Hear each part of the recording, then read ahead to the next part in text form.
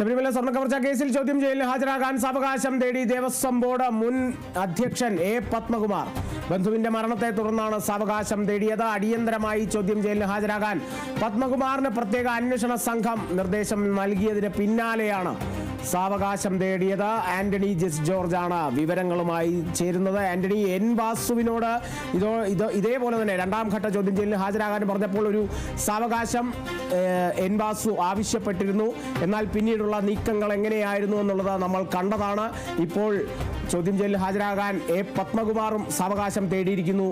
ഇനി എങ്ങനെയായിരിക്കും നീക്കം?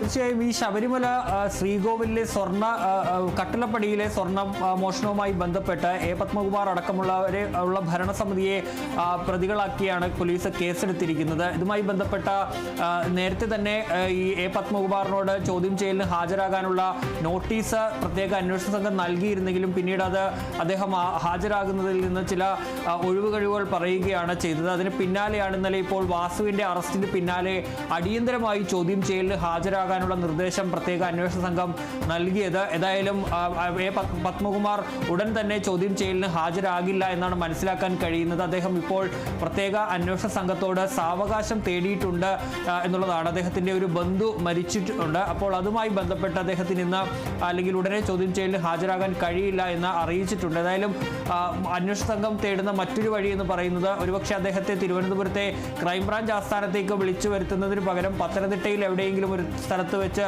ചോദ്യം ചെയ്യുന്ന ഒരു കാര്യവും പരിഗണിക്കുന്നുണ്ട്. നമുക്കറിയാം, ഇന്നലെയാണ് ദേവസ്വം ബോർഡ് മുൻ കമ്മീഷണറായ എൻ വാസുവിന്റെ അറസ്റ്റ് പ്രത്യേക അന്വേഷണ സംഘം രേഖപ്പെടുത്തുന്നത്. ഈ കേസ്, അതായത് അന്ന് വാസു കമ്മീഷണറായിരുന്ന ഈ കട്ടിളപ്പാളിയുമായി ബന്ധപ്പെട്ട സംഭവം നടക്കുമ്പോൾ അന്ന് ദേവസ്വം ബോർഡിന്റെ പ്രസിഡന്റ് ആയിരുന്നത് പത്മകുമാറാണ്. ഇതുമായി ബന്ധപ്പെട്ട് ഈ മുരാരി ബാബു അതുപോലെ തന്നെ ഈ വാസു അടക്കമുള്ളവരുടെ മൊഴി പത്മകുമാറിന് എതിരാണെന്നാണ് മനസ്സിലാക്കാൻ കഴിയുന്നത്. അതായത് ഈ സ്വർണ്ണപ്പാളി കൊണ്ടുപോകുന്നത് അതിൽ ചെമ്പെന്ന് രേഖപ്പെടുത്തി വാസു നൽകിയതുമായി ബന്ധപ്പെട്ട കാര്യങ്ങൾ പത്മകുമാറിനും അറിയാമെന്നുള്ളതാണ് ഈ പ്രത്യേക അന്വേഷണ സംഘത്തിന്റെ ഒരു വിലയിരുത്തൽ. ഇതുമായി ബന്ധപ്പെട്ടുള്ള മൊഴികളും പത്മകുമാറിന് എതിരാണെന്നാണ് മനസ്സിലാക്കാൻ കഴിയുന്നത്. ഏതായാലും ഈ ഒരു സാഹചര്യത്തിലാണ് പത്മകുമാറിനെ ഇപ്പോൾ ചോദ്യം ചെയ്യലിനായി പ്രത്യേക അന്വേഷണ സംഘം വിളിപ്പിച്ചിരിക്കുന്നത്. ഏതായാലും ഒരുപക്ഷെ അറസ്റ്റ് അടക്കമുള്ള നടപടിയിലേക്ക് പോകാനുള്ള സാധ്യതയും ഉണ്ട് എന്നുള്ളതും പറയപ്പെടുന്നു. ഏതായാലും ഇപ്പോൾ ഉടൻ ചോദ്യം ചെയ്യലിന് പത്മകുമാർ ഹാജരാകില്ല എന്നുള്ളതാണ് ഇപ്പോൾ നമുക്ക് മനസ്സിലാക്കാൻ കഴിയുന്നത്. അദ്ദേഹത്തിന്റെ ഒരു ബന്ധുവിന്റെ മരണവുമായി ബന്ധപ്പെട്ട് ചോദ്യം ചെയ്യലിന് ഹാജരാകാൻ കൂടുതൽ സാവകാശം വേണമെന്നാണ് ഇപ്പോൾ പത്മകുമാർ ആവശ്യപ്പെട്ടിരിക്കുന്നത്. ശരി, ആന്റണി ജിസ് ജോർജ് ആണ് വിവരങ്ങൾ നൽകിയത്.